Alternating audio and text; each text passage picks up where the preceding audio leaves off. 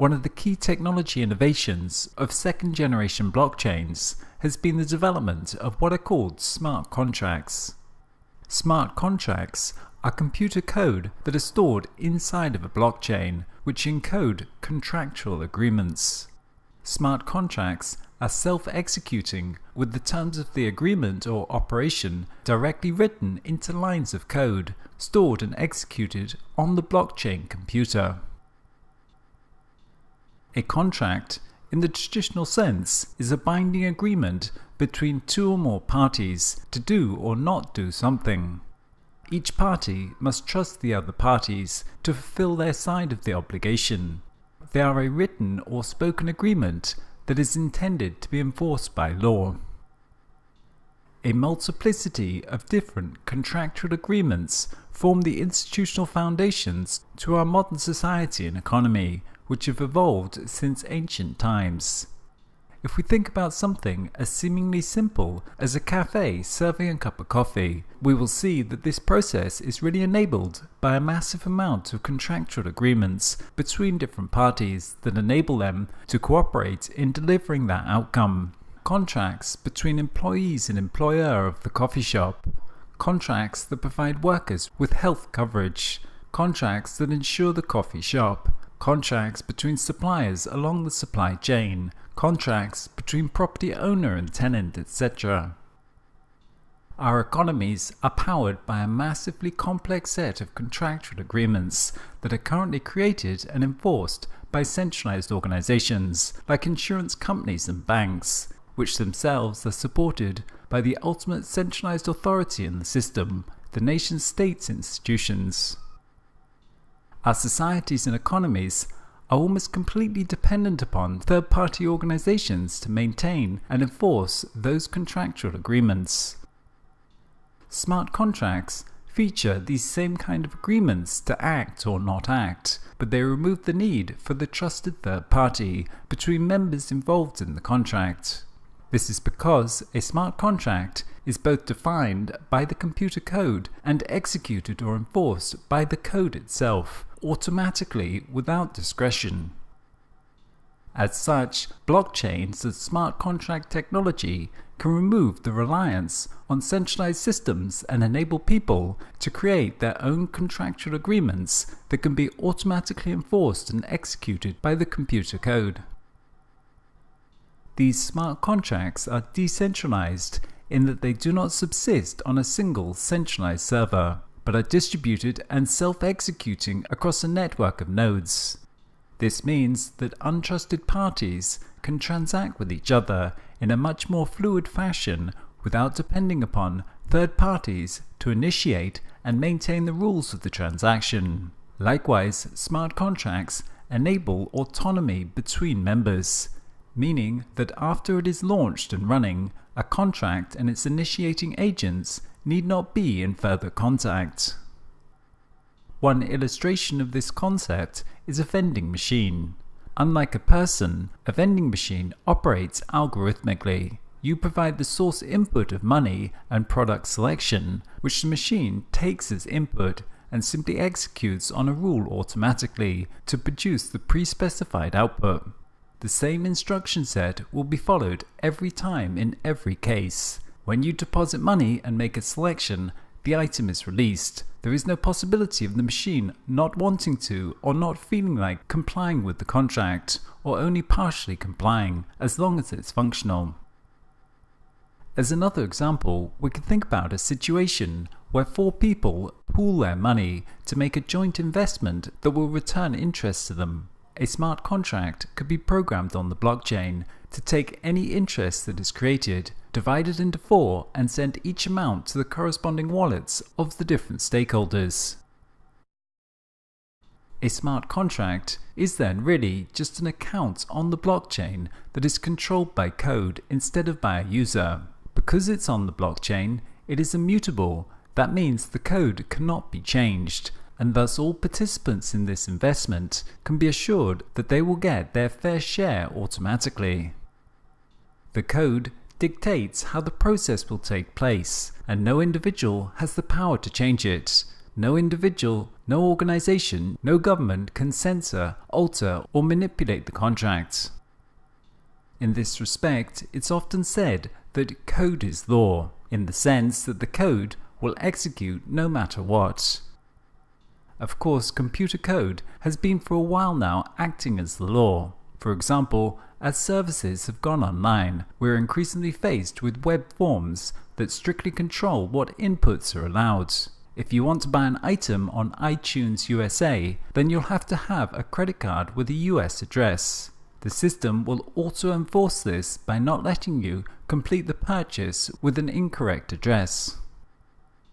As another example, a logistics company could use smart contracts to execute code that says, if I receive cash on delivery at this location, then trigger a supplier request to stock a new item, since the existing item was just delivered.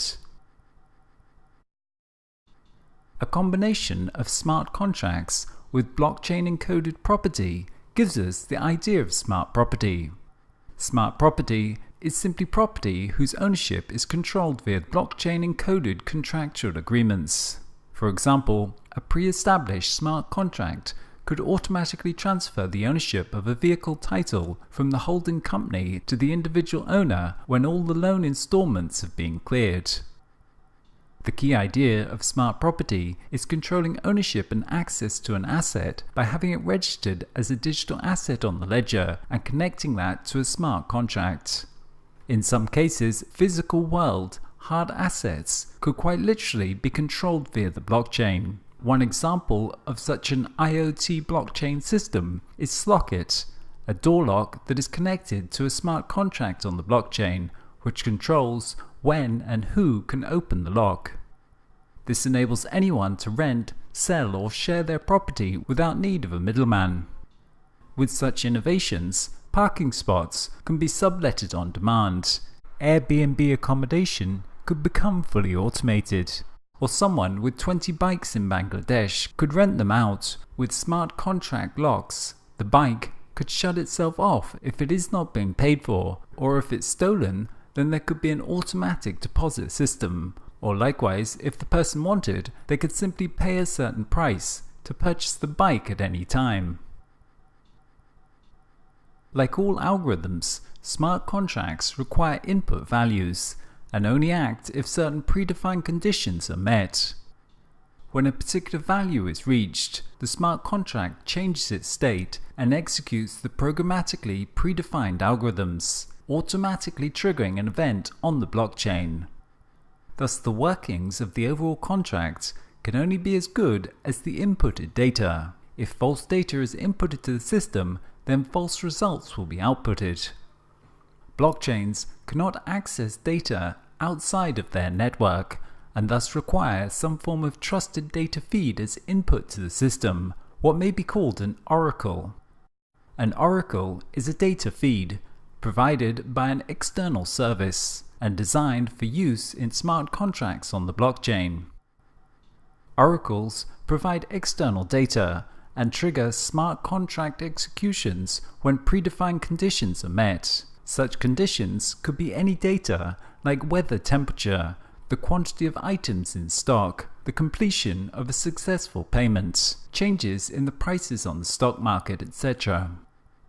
An oracle, in the context of blockchains and smart contracts, is then an agent that finds and verifies real-world occurrences and provides this information to a blockchain to be used by smart contracts. Oracles are third-party services, which are not part of the blockchain consensus mechanism. Thus, whether it be a news feed, website, or a sensor, the source of information needs to be trustworthy. As an example, we could think of an online betting platform based on the blockchain that uses smart contracts to automatically execute payouts to people who have placed bets on sports matches. The smart contract system would then have to be connected to a trusted oracle to provide it with the score of the matches. As of present, this oracle would likely have to be associated with some trusted third-party centralized organization like a sports channel or Bloomberg for stock prices. However, in the future, through datafication and IoT pervasive sensing, this might also be automated given the use of advanced analytics, using automated oracles that draw data from a myriad of sources and complex analytics to find cross-correlations that provide a statistical assurance that, for example, a given event occurred or did not occur. The advantages of smart contracts are numerous. Firstly, they are automatic, which could remove the time and costs associated with managing and enforcing them, making them more efficient as they can be cheaper and faster to run. Through this form of automation, a much greater amount of exchange could take place that otherwise would have never happened. In such a way, we can see how distributed ledgers and smart contracts are a key part in enabling a true services economy, where ownership is displaced by temporary usage through the on-demand provisioning of services. Secondly, they can reduce corruption, as code is both transparent in its workings and automatically executed. This leaves little room for individuals or organizations to alter it to their advantage. Thirdly, they can reduce dependency upon centralized organizations, as people may be able to set up their own contractual agreements peer-to-peer, thus limiting the arbitrary power of centralized organizations. Lastly, they can also deliver certainty, as smart contracts guarantee a very specific set of outcomes that are predetermined beforehand, enabling all parties to know exactly what will happen. But herein also lies some of their limitations. By automating the execution of a contract, they are dependent upon formal rules with well-specified inputs and leave little room for a multiplicity of eventualities where the rules may need to be slightly altered because of unforeseen circumstances. For example, a car that's being used on demand that operates through a smart contract may simply shut the user out if they have not paid their bill, and would take little account of the fact that it may be a life or death emergency usage. In the real world, many unpredictable and unforeseen events do occur, and rules sometimes need to be flexible and adaptable to accommodate. And this is one advantage of having human oversight, as people are much more capable at judging such circumstances and responding appropriately to complex unforeseen eventualities. So the degree to which we can automate contracts is relative to the kind of environment that it's being operated in, and in more complex situations there will often need to be some form of governing body to intervene when needed, and this creates new complications surrounding governance that are still yet to be figured out.